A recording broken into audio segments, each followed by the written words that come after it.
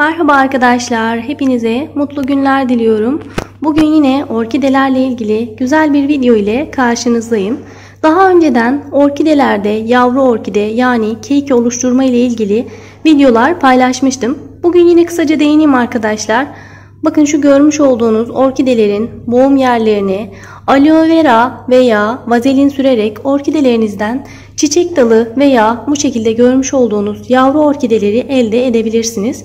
Tabi biraz da bu bitkinizin sağlığına bağlı. Orkideniz sağlıklıysa, bakın görmüş olduğunuz gibi kökleri sağlıklı ve güzelse çiçek dalı veya keyiki vermemesi için hiçbir sebep yok demektir.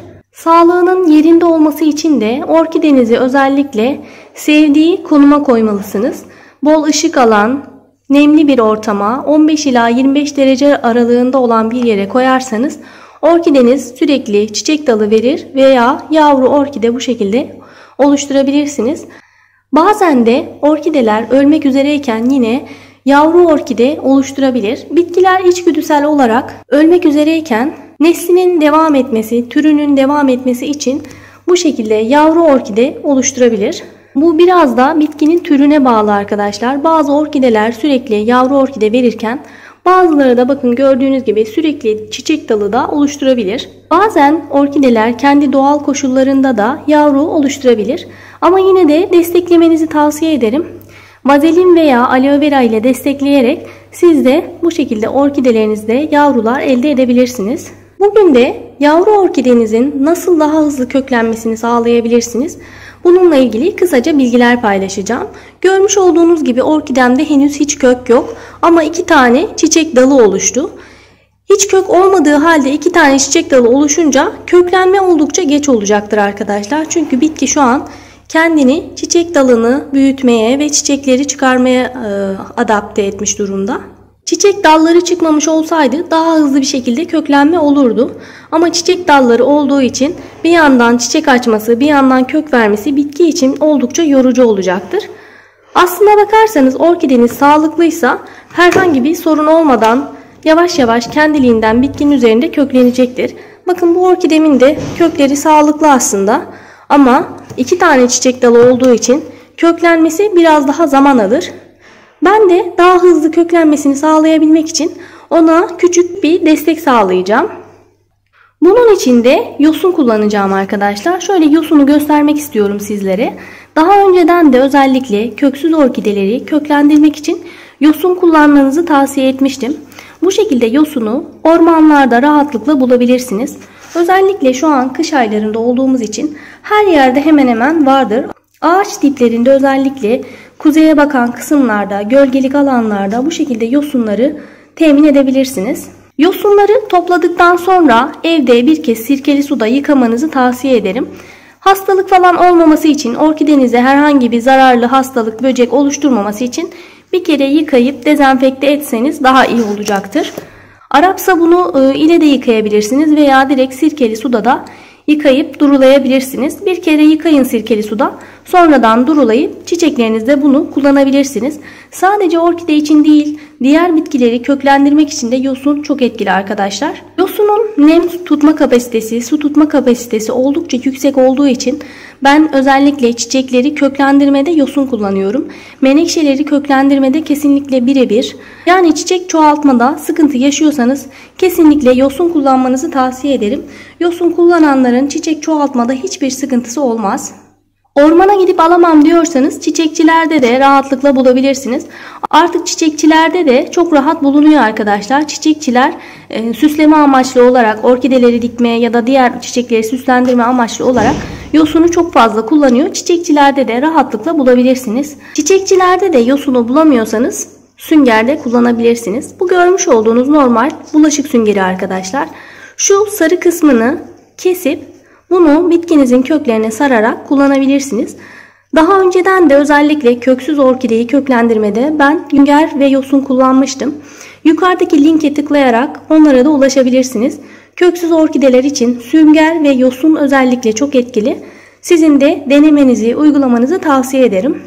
Benim elimde şu an yosun olduğu için yosun kullanacağım. Siz ister yosun, ister sünger kullanarak orkidelerinizin köklenmesini sağlayabilirsiniz.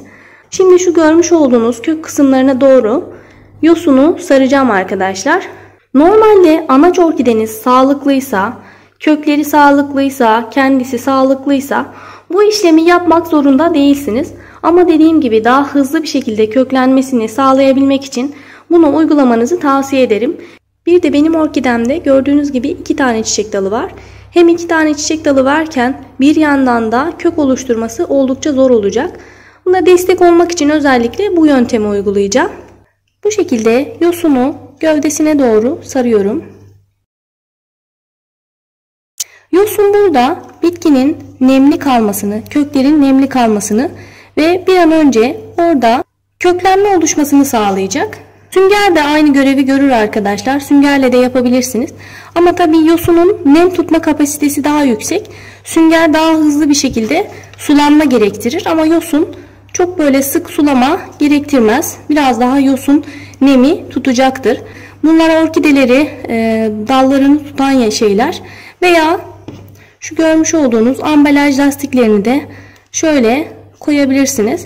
Çok sıkı yapmayın. Sadece şöyle 2 kez dolamanız yeterli olur. Çok sıkı yapmanıza gerek yok. Bu işlemi yaptıktan sonra bir sprey yardımıyla arada bir şöyle nemlendireceksiniz arkadaşlar. Kurudukça zaten nemli olup olmadığını, kuru olup olmadığını anlayacaksınız. Anladığınızda da şöyle hafif bir nemlendirme yapabilirsiniz. Anaç orkidenin sulanması ile ilgili herhangi bir değişiklik olmaz. Anaç orkide farklı bu durumda. Yine kökler bakın gördüğünüz gibi yeşil. Sulama vakti geldiğinde, kökler grileştiğinde tekrardan sulama yapabilirsiniz. Bu işlemi yaptıktan kısa bir süre sonra keykiniz yani yavru orkideniz köklenmeye başlayacaktır. Peki ne kadar süre sonra toprağa dikmemiz gerekiyor? Anaç orkideden ayırmamız gerekiyor. Ondan da kısaca bahsetmek istiyorum. Bu görmüş olduğunuz yavru orkidenin en az 3-4 tane kökünün 4-5 santim kadar olması gerekiyor. Yani her bir kökün bir parmak boyuna ulaşması gerekiyor arkadaşlar. Aksi halde dikerseniz yine tutunabilir belki ama gelişimi çok geç olur. Bakın mesela şunu göstereyim ben size. Bu orkideyi ben anaç orkideden ayırmak zorunda kaldım. Çünkü anaç orkidemde unlu bit hastalığı oldu arkadaşlar. Gördüğünüz gibi bakın bunun yapraklarını da yavaş yavaş yemeye başlamıştı.